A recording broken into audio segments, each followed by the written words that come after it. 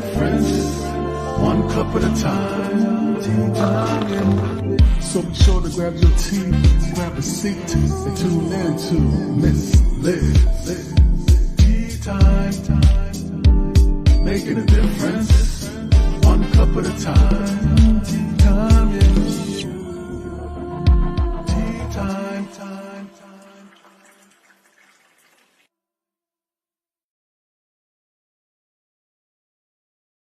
Well, welcome to Tea Time. That's right, Miss Liz is back, and you know what time it is. It is time to spill a real life tea with some stories and some incredible books.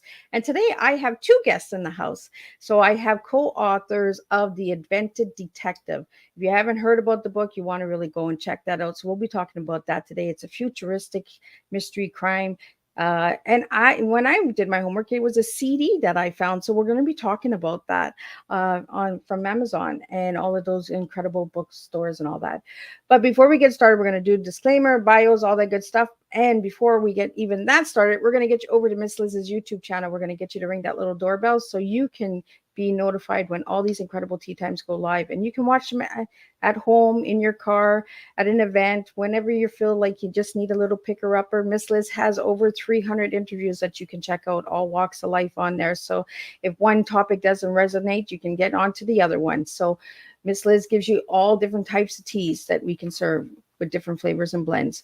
So the disclaimer for Miss Liz's Tea Time live show. Miss Liz myself is going live using StreamYard. Before leaving a comment, please grant StreamYard permission to see your name at StreamYard.com.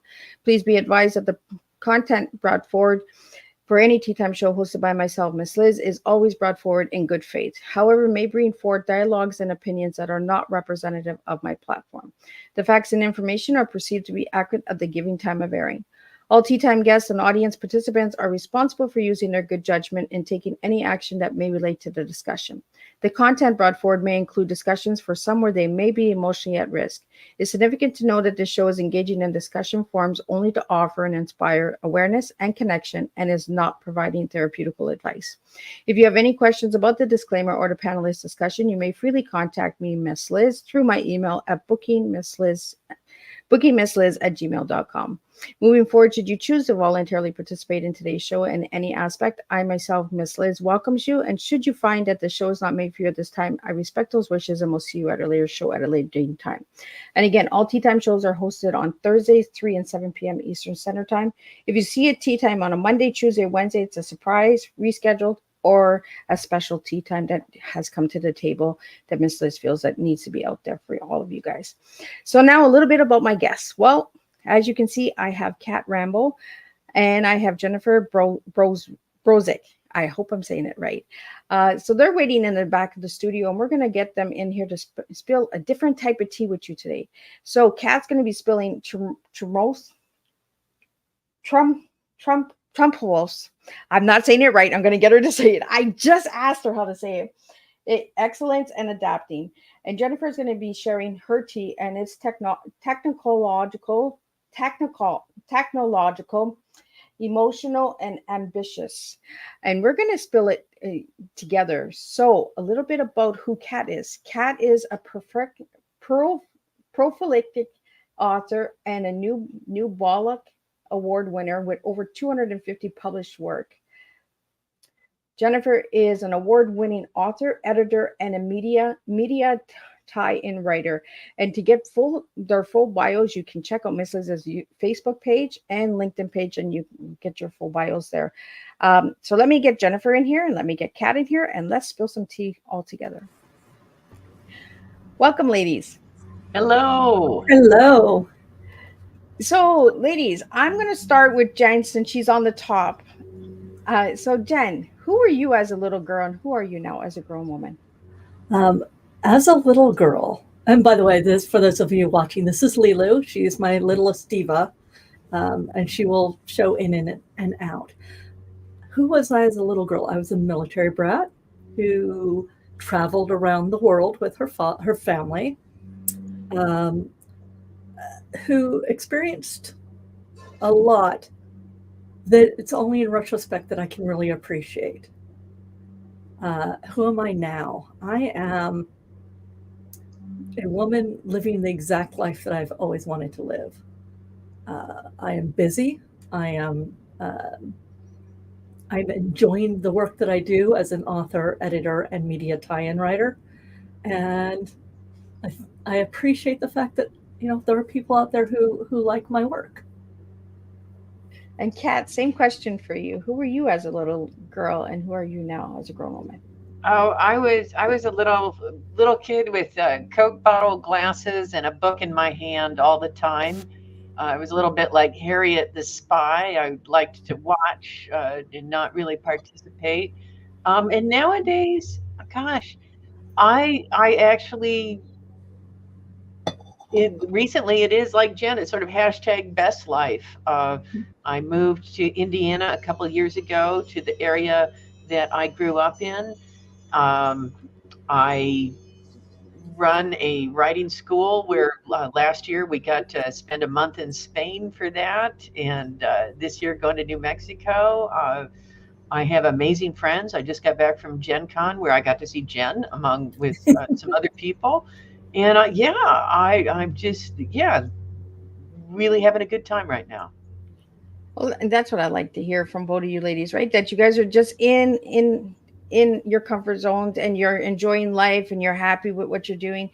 I want to get into the science fiction because you're both science fiction writers. I've done a lot of work, and you guys got amazing books out there. I checked out some of those books as well. But today we're here because you co-authored a book together called The Reinvented Detective. So, what got both of you guys into science fiction? Well, we have to do one slight. We didn't co-author; we co-edited an Oh, okay. anthology. So we brought together, I believe it was 20, 21, I think. 21 amazing authors who wrote to a theme that we brought together. Kat's the one who invented the Reinvented series, because this is not the first in the anthology series. I was the one who came up with the theme of detective. The first one was heart. The second one is detective. So Yeah. And we both, I think we both love science fiction and fantasy because we know that the writing is capable of so much more than just sort of like escapism. It's capable of very kind of profound social commentary, of kind of like deep empathy of characters that you love. And one of the kind of joys of putting the book together was getting to see what a variety of people did with the same theme. It was really neat. So you gave a team a theme, and a bunch of different co-authors wrote how they felt about that topic, or Well, no, it was, we had said, take a detective story and oh, put it in the future. And so that's where it's the reinvented detective. It's the detective can stuff you hear as me, it would Kat? happen maybe 10 years down the line, some people 20 years down the line, some of them, in a galaxy far, far away. So like all sorts of really cool stuff. And um, protagonists were just varied. There's like a intelligent cat. There's artificial intelligences. There's uplifted brains. It was just a blast to see what people did with those. Yeah. Wow. And from what I can tell, it's a futuristic book on crime, correct? Yes. yes, how does the concept of justice and crime change in the future along with technology? What is considered a crime? If if your digital persona is murdered, is that a crime? Yeah. Yeah. Even if the physical body was still alive, what happens to uh, how technology? Marie Bilodeau wrote a beautiful story about nanites um, that were used to help dementia, but through flaws and bugs in the system, she was able to use them to bring the dead back to life just long enough to, if they witnessed their murderer, they would be able to identify them, and then the nanites would come back to her. It was a lovely story. It was a little creepy. Yeah. Um, A lot of the stories were a little creepy. I mean, I think that's one of that's the things. crime. science fiction does well is creepiness. So, well, C.C. Fenley wrote, oh my God, the concept of needing money to buy justice and the to title, have to pay. Well, go ahead. the title, like the best justice money can buy. Mhm. Yeah. That was actually named as one of the best mystery stories for 2023. And it was all about the concept of, if you were a victim of a crime, if you wanted that crime persecuted, you had to pay for it, or someone had to pay for it, pay for the proceedings.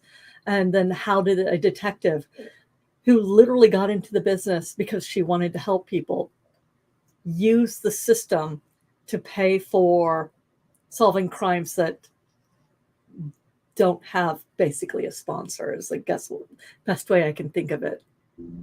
So in this book, The Reinvented Detective, how many stories are in the book again? 20. No, there's 18 and 3 poems. So what story stood out to you guys the most? I was just doing an interview the other day, and I was reminded of one of the stories that it's a bit of a downer of a story towards the end, but it's called To Each Their Own Body. To Each Their Own Body. Is that the title? It's by Guan Yun, and it's got this fabulous kind of far future generationship sort of feel to it. And it is just beautifully done. It sort of creeps up on you in a really nice way. Jen, what's your favorite? Because this was something we've done so long ago, and I've written a novel and done 2 other anthologies since then. I'm doing a quick look up to. I think one of my favorite was actually Coded Out, which is again, it's kind of a downer of a story, and it's about. It was written by Frog and Esther Jones, and it's about a detective who solves a crime of overdoses through the internet, but she pays quite the price to get that information out to the world. Yeah. And it deals with the way corporations are able to subvert the systems of justice. Yeah. That was one that has stuck with me. Another one that has stuck with me is Peter Klein's The Unassembled Victims. It is an enhanced,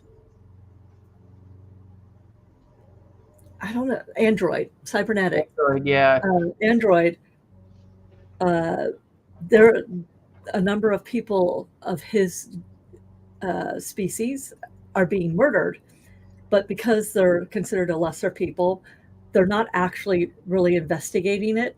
And he is, as a cop, points out that this is, well, not right.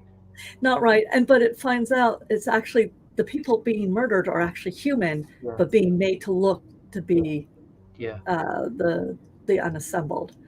And well, unless the listeners think that every story is a huge downer. True, yes. I would like to point to Rosemary Claire Smith, Murder at the Westminster Dino Show, where it's like the Westminster Dog Show, but there's these tiny modified dinosaurs that are intelligent.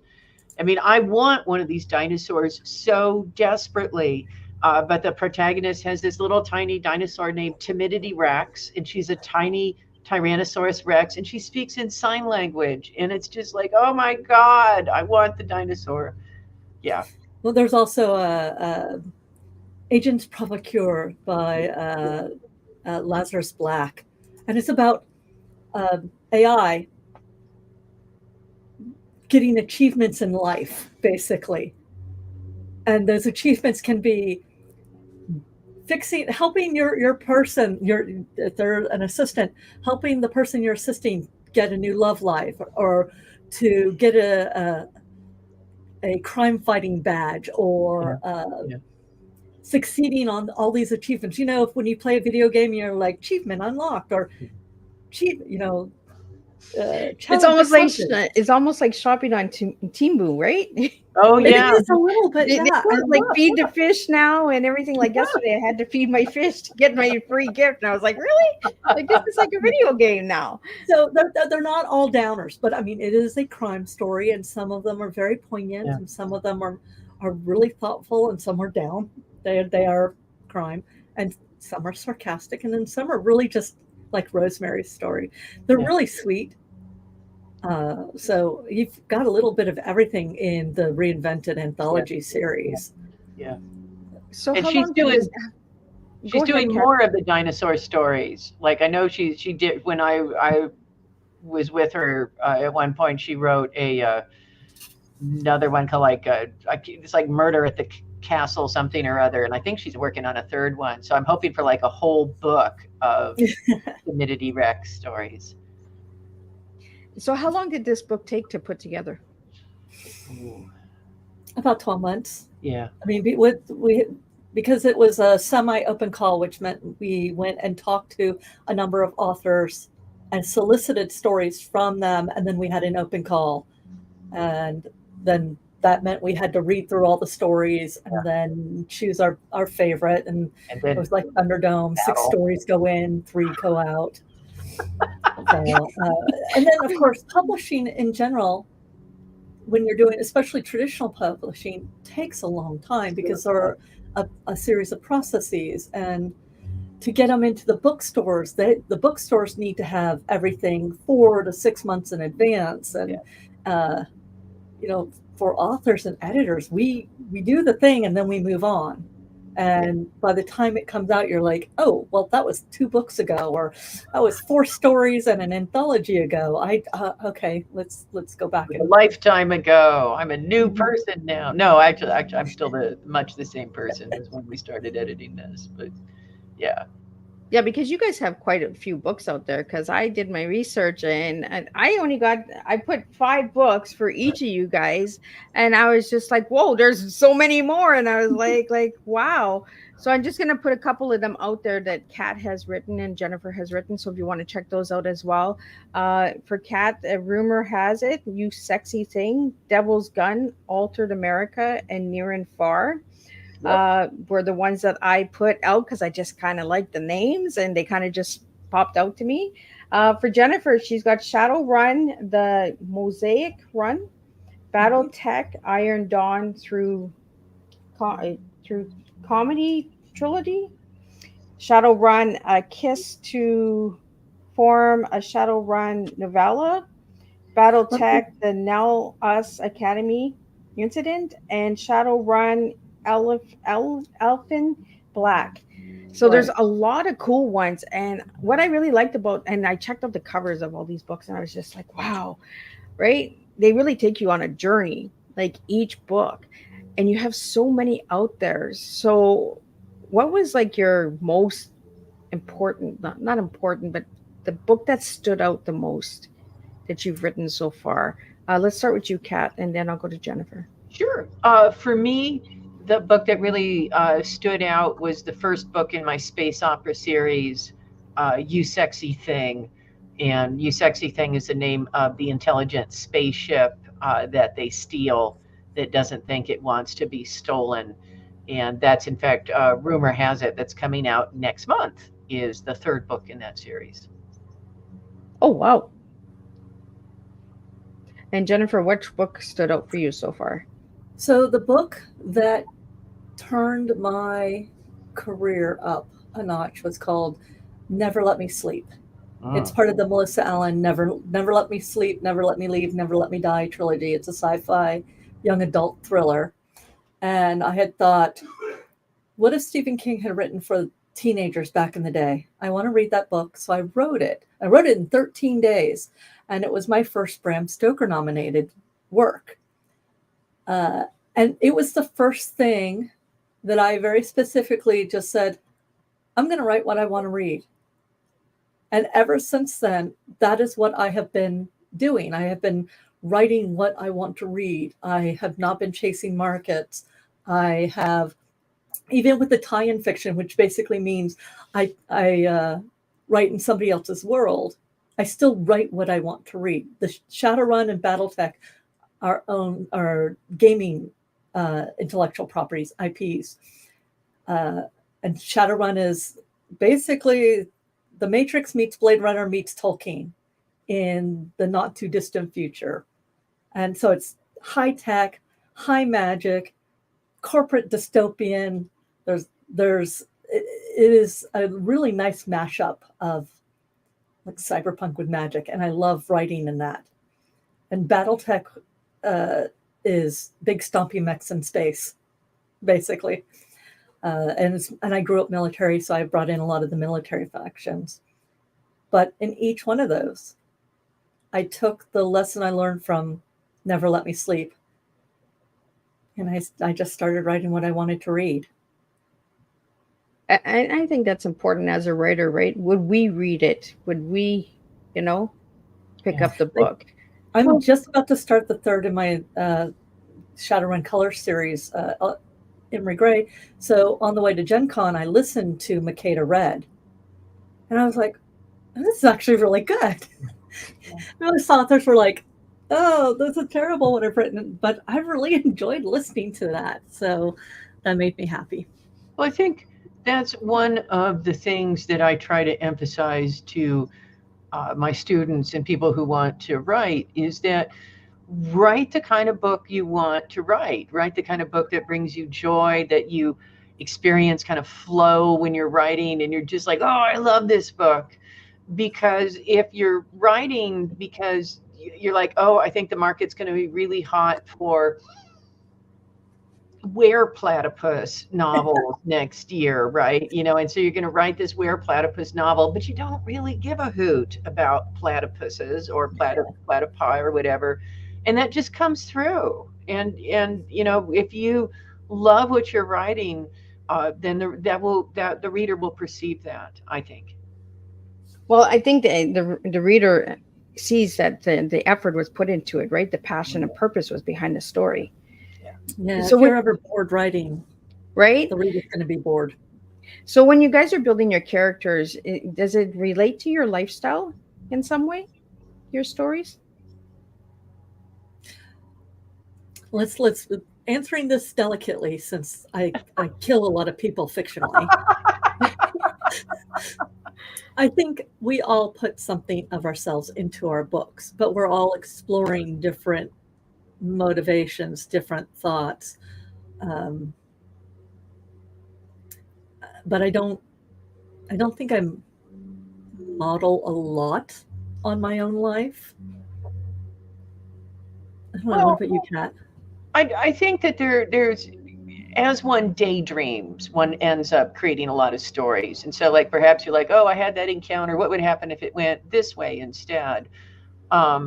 But I also draw a great deal from real life. I mean, I've got this very fraught relationship with my mother, and I cannot say how many times I have just done terrible things to her in a story.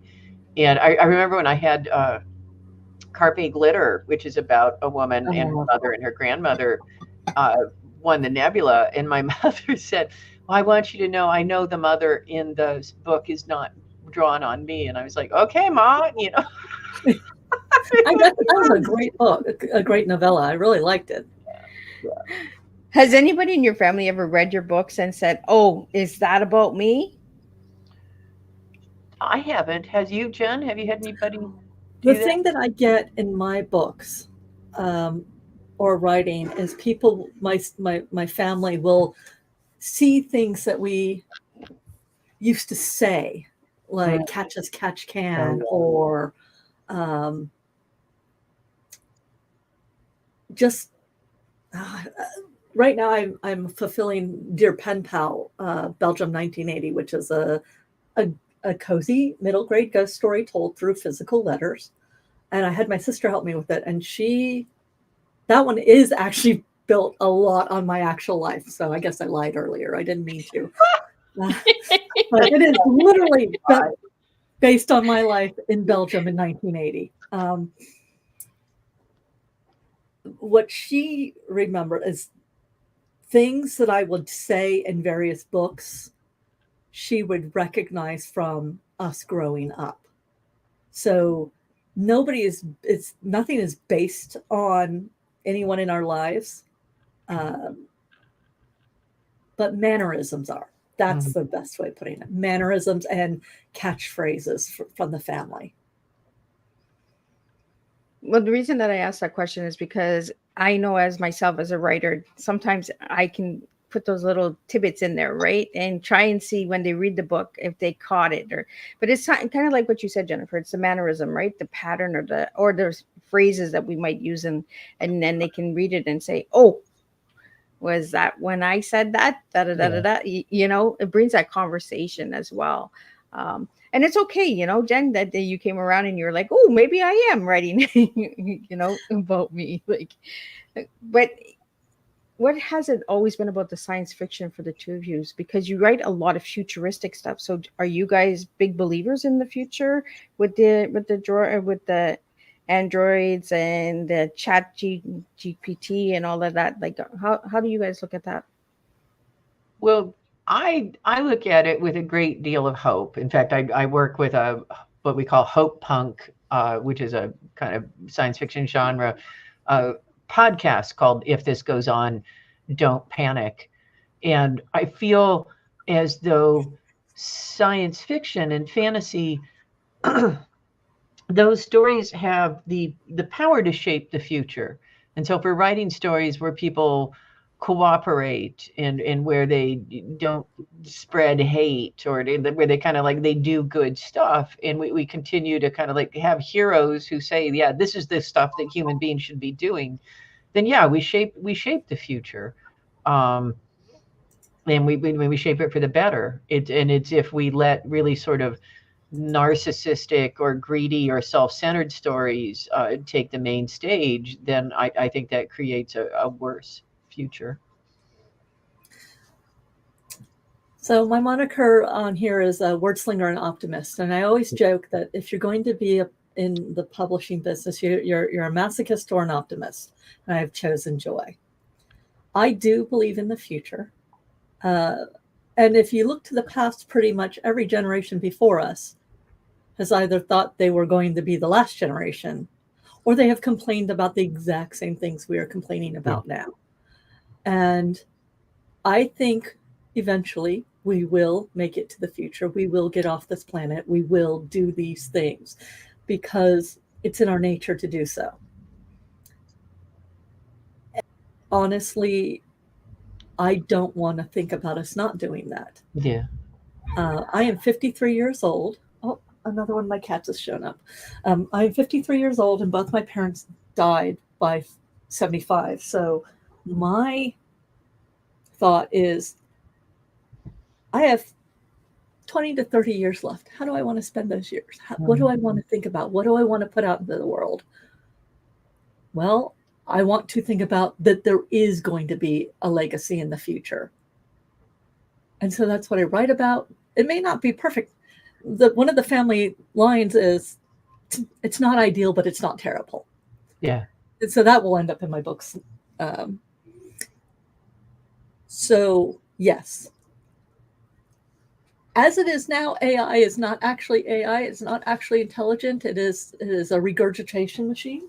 Oh, okay. Do you want to tell me a little bit about that? So a lot of artificial intelligence right now is actually pattern recognition. I used to be a QA engineer. I used to work for Microsoft. I did it for 15 years, not Microsoft, 15 years. I've done everything from implantable defibrillators to Epson R&D. And this cat, by the way, for those watching, is Mina. Right now, computers still do exactly what you tell it to do based on the rules that you tell it. There is no thinking outside the box. When a computer does something you don't expect, it's because you have told it to do it. You just didn't anticipate it. It's rather like, as an editor, I tell authors, your story is only what's written on the page. The reader is not in your head. They don't know what you meant. They know what you wrote, and they glean something from it. Right now, artificial intelligence is brilliant at finding patterns. It's brilliant at mimicking things. It does not create. Yeah. And I think that is one of the main differences between, an actual sentient artificial intelligence and what we have today. Yeah. Well, that's why it's somewhat deceptive when people talk about training AIs, and they'll talk about, we trained AIs with this kind of wealth of all these Reddit posts or this group of books or whatever. And what that is, it's not so much training as it's like making that available as stuff that the AI can chop up and rearrange in accordance to the rules. Because it's basically, they're a set of language rules that kind of assembles. Yeah, it's really interesting. And I don't think that we're going to see AIs writing meaningful books anytime soon. But I could see them writing, say, magazine copy or kind of all sorts of stuff further on down the line. A lot of it has to do with context. And context is internalized. It is nonverbal. It isn't written down. It is, if you pick up a book that says it's science fiction, you have certain expectations. Even if you don't see those certain expectations at the beginning, you may have a mother and a daughter sitting across the table having a conversation, and it doesn't seem like it's science fiction. And then 3 chapters later, you realize that the mother is actually a hologram. Yeah. It's one of those things where context matters, and AI doesn't do context very well. Yeah. Also, they're really good at word salad. And by good, I mean terrible. I like that word salad. Tumultuous. That's it. I want to get into your teas, guys, and I'm going to start with you, Kat, because I know I mispronounced your first word, and Jennifer just said it. So let's talk about why you gave me those 3 words. So tumultuous is the T word, right?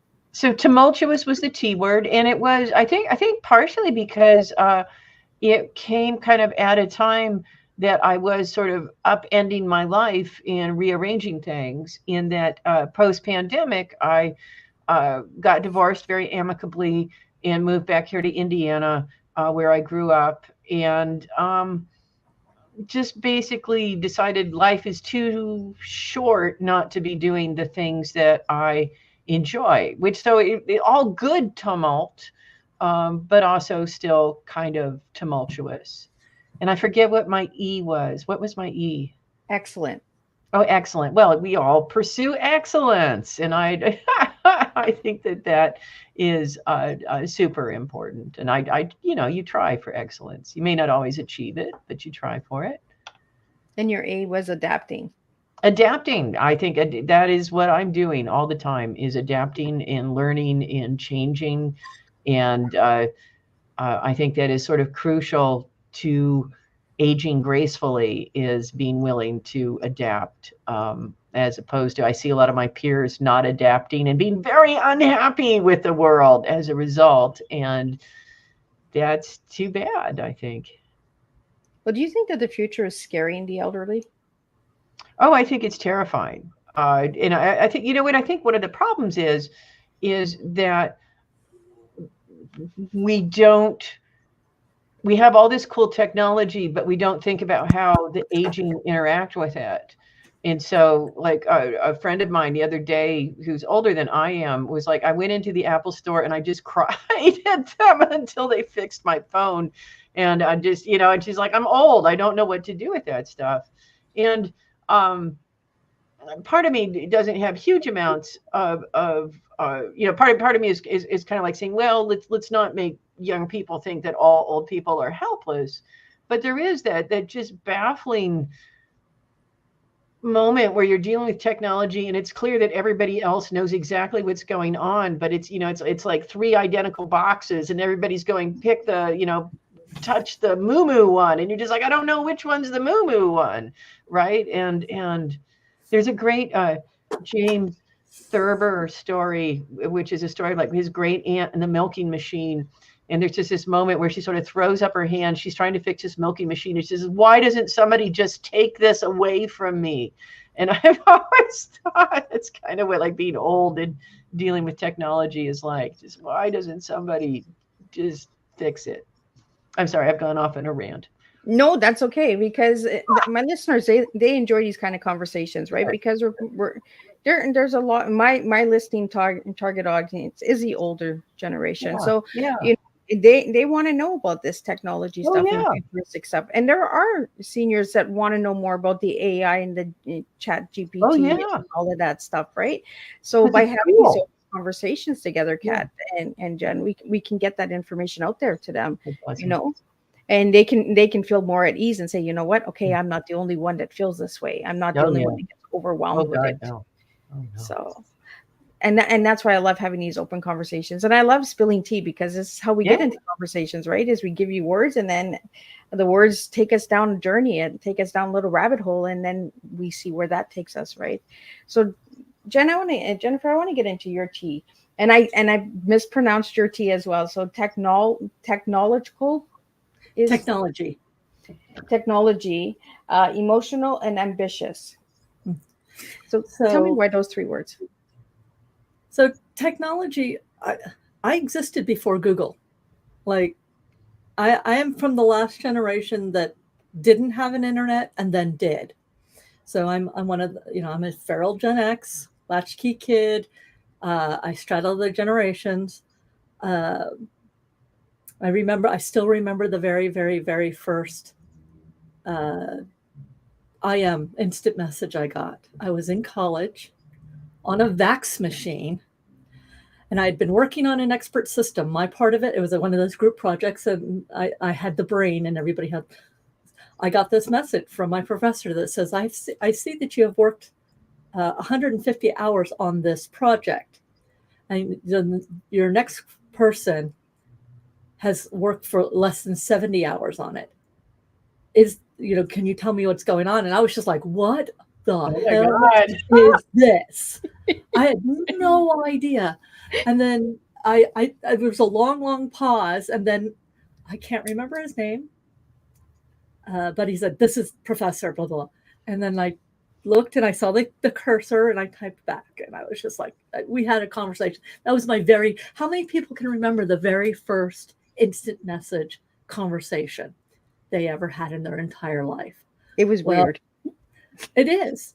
Yeah. I have an email that is old enough to drink, vote, have kids. Their kids are about like 1994, I believe, is when I got my Yahoo account. I still have it. And go back to technology. I am slow to adopt something because I need to understand it. As a QA engineer, I can break software without even blinking. I do it very frequently. I never mean to, because I'm not in that business anymore. I just want a box that works now. But I know just enough to be dangerous. But technology, when it works right, when it helps. Technology is allowing us to have this conversation now. Mm-hmm. I have been full-time author and editor for over almost 18 years now. And I've been able to do that because of technology.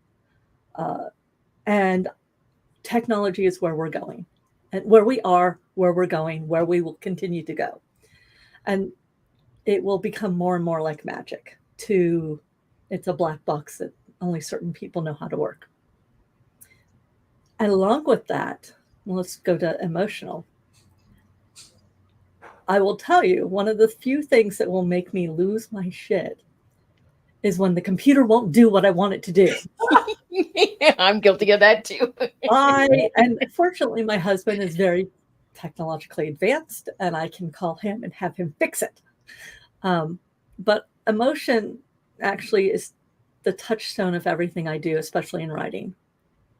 All of my communications with people I want to reach them on an emotional level. All of my writing, I want people to reach on an emotional level. It's not like I'm a writer because I don't like drama. I like the different touchstones. And I think there's a great phrase that people won't remember what you did, but they'll remember how you made them feel. So that's one of the things I do with my writing. Is how are these technological or physical things making someone feel? And the last thing, ambitious. Well, frankly, I am an ambitious person when it comes to my career. I shoot for the stars. I expect the moon and hope I don't hit the ground. I just won a Scribe Award for Shadowrun Auditions, which is the prequel or the first one to the Mosaic run, which is my industry peers chose it as the best young adult tie-in for that year, which is brilliant. I am ambitious in that I'm editing a magazine now for Shadowrun with an open call. I am ambitious that I'm going to be finishing this next anthology, Shadowrun Through the Decades, doing the Augment magazine and writing a novel. I am ambitious in I will get to a point where I will succeed. So I live in the Seattle area. Worldcon 2025 is in the Seattle area. Currently, it's happening right now in Glasgow. So, and I will be online doing panels starting tomorrow. It's just, I am ambitious in what I want to get done. I have stories to tell. I have projects I want to succeed at, and I have people I want to work with. I love that. And I love where you took technology, because it is true, right? If it wasn't for technology, we wouldn't be having this interview right now, you know. And during a couple of years ago, this is how everybody communicated. Everybody got online, you know. Had it not been for technology, how would we have survived? How would we have pivoted our businesses and carried on? You know, I don't think we should be afraid of technology, but I'm like Jennifer, I'm like you. When it doesn't work, I lose my shit. So I'm just like, yeah, you're not doing this to me, but I will not give up. I am very determined to jump right back on. Like, you're not kicking me off. You know, like when you get booted out of a conversation or a platform, just sign back on. You know, show the technology that you're not giving up and that you're determined to get back on, and that. So we got to know you guys a little bit through your teas, and I love the words, because the words are words that I don't generally get. And I love when I get new words, because it takes me down a new rabbit hole and a new understanding of tea. Right. And for me, tea is not a beverage. It's the teaching educational awareness. It's the past, the present, and the future. And that's exactly what we're talking about, is the future. You know, where is the future going to take us? And I'm like you ladies. I believe that the future is going to be bright, and, you know, that we will get a chance to see it. I think, you know, we might be really old. I just turned 50, so I don't know. You know, maybe in our 80s, and when I'm 80, but I do feel that we will see another planet before we, you know, move on. So I think it's really interesting on how much the future is moving fast, though.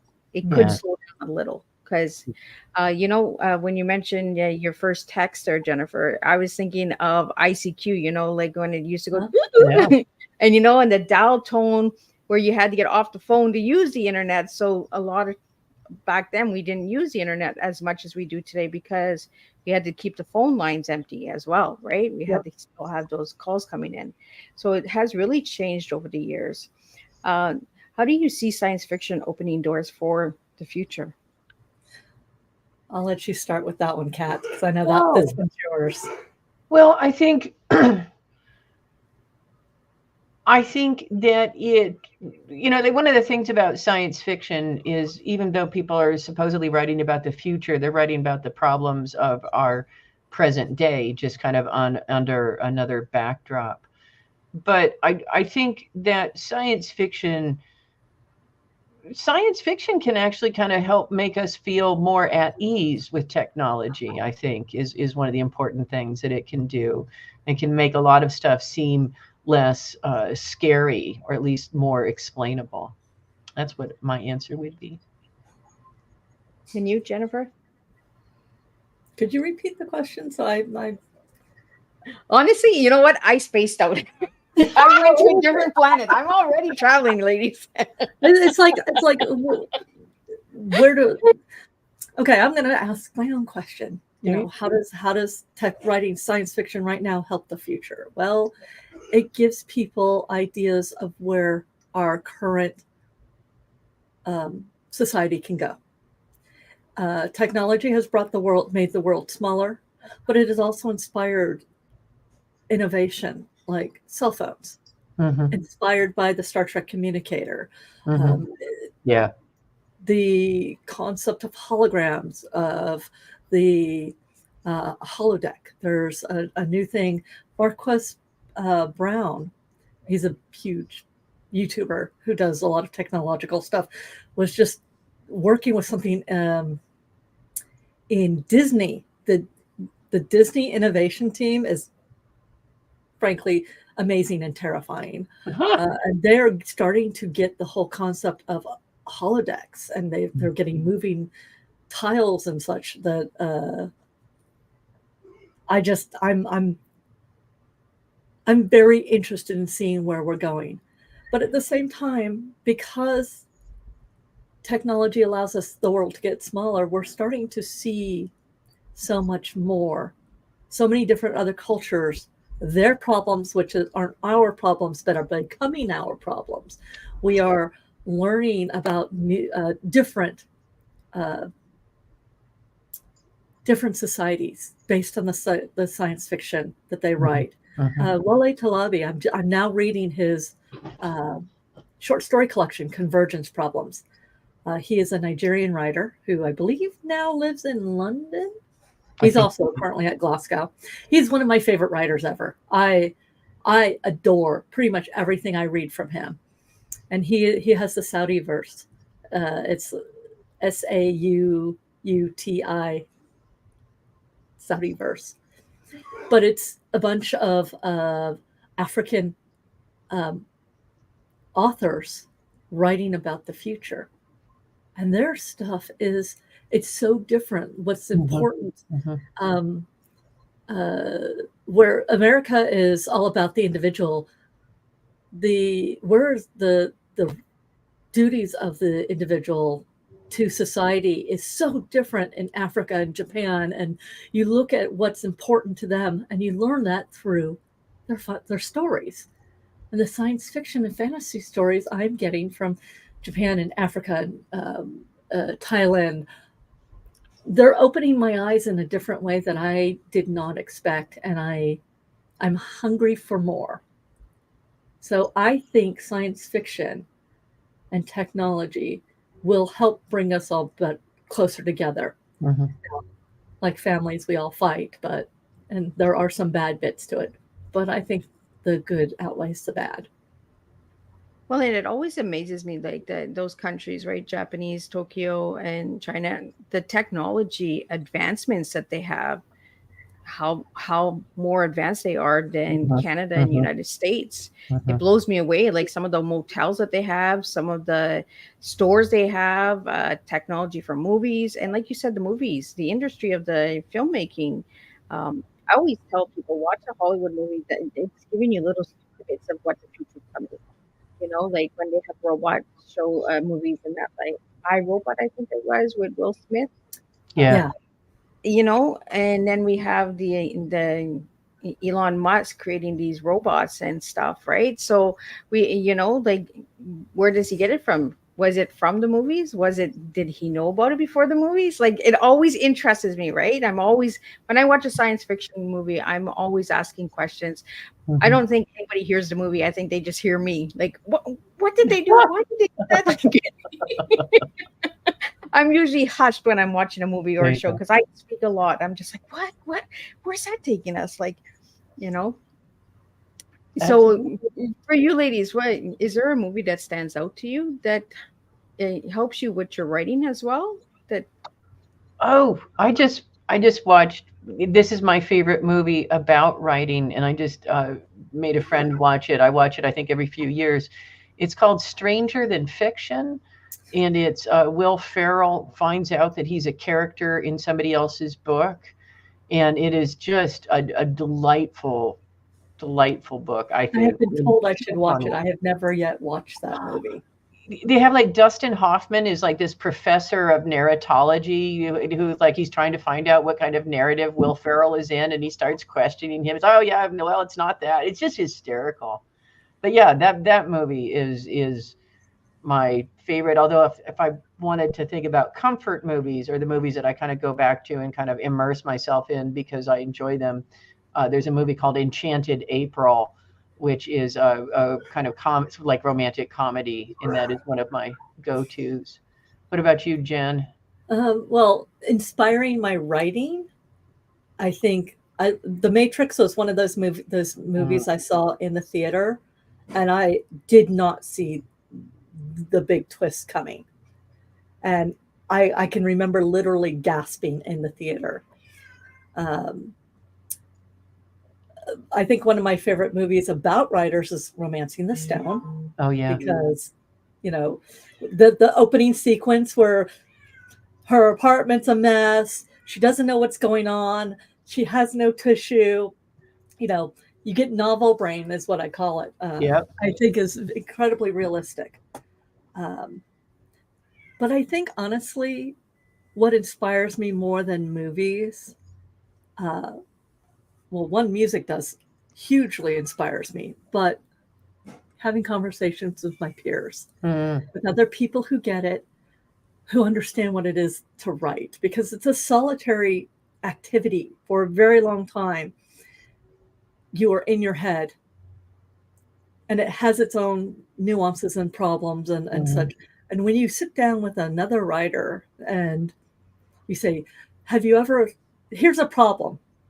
You do some rubber ducky decoding with them, which basically means they need to sit there and nod at you while you tell them the problem. And then in the recitation of the problem, you figure out what the problem actually is. Yeah.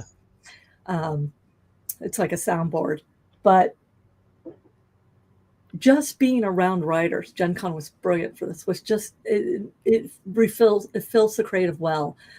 And it gets me going. It gets me eager to get back to work, which is good because my to-do list after Gen Con is like a mile long. Oh God. But that's okay because I am an ambitious person. And I can see that, Jen, in you. Get right back on the boat, right? Like as soon as this event is done, boof. Yep. And like you said, like at the beginning of the show, you've already written a novel and 2 more anthologies since, booking this appointment, to have Tea Time. And we did book this, I think back in November of last year. Yeah. So it has been a while. It's been a while. It's been a while. I had to stop and really think about, I was like, because the Reinvented Detective came out was that November or was that January? I want to say it came out in November, but I also, part of the problem of like everything in recent years is like everything slips, right? Like every book, it's just like they tell you one date and just like, oh yeah, it's going to be about 3 months after that. And so I don't remember whether November was the original date or the slip date or what. It came out, it says publication date was May. May 2024. See, this is why I have a website with a bibliography on it, because I cannot remember. I'm very pleased. I have a brand new website by a terrifyingly efficient and competent web developer, and everything works. My contact form works. My new newsletter works. I'm so thrilled. But in any case, yes, that came out in May. But things keep going. There are multiple projects going at a time in the publishing business. Well, and that just goes to show you how much has happened since then, because it came out in May. We're the next year over in August, so that's a year and 3 months. So it does take a lot to go back and say, oh, okay, what was this? And that's what I mean. Some of these tea times are booked a year before, Actually, May 2024, not. But I'm pretty sure we turned it into the publisher in November 2023. We did. So. Yeah, you're right. Yeah, because it wasn't out yet when we booked it. Yeah. When I was working with Lou. So yeah, it's amazing. Yeah, I was just told that you need to have these two incredible ladies on, and they have this incredible. So I was like, okay, sure. And I always love going down the avenue of science fiction because I do look forward to the future. I used to have big conversations with my grandmother who passed in November, and she was 97, and she was afraid of the future. She was like, I've seen enough. I don't want to see anymore. It was scaring her. So, and that's why I went down the rabbit hole and asking that question, how the seniors feel about it. My listeners out there, they ask me quite often, Miss Liz, like, how do you feel about it? Because a lot of people think, oh, Miss Liz, you look like you're 20. I wish I was. My kids are older. My kids are in their 30s, right? My daughter's getting married in September. But it's just understanding that the future is coming and we can't stop it, right? Just like we couldn't stop the past, we can't stop the present, and we can't stop the future. We just have to buckle up and get ready for it and have some fun with it. Be adaptable. Yep. Exactly. Take it one step at a time, because you don't have to know all the things. You just have to learn some of the things. Absolutely. And that's like, I love the concept of TikTok. I'm never going to get on TikTok. I've been on it for 3 years and I'm still trying to figure that thing out.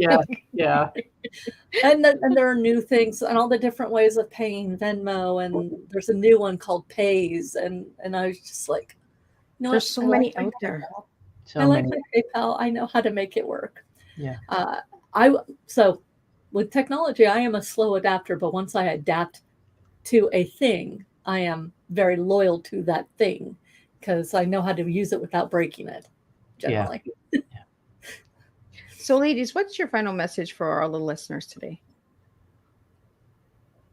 Wow. I would just say be nice to other people and they'll be nice back. And I think that's true in just about everything, including writing. And my general thing, especially in writing, is you don't have to lose for me to win. I don't have to lose for you to win.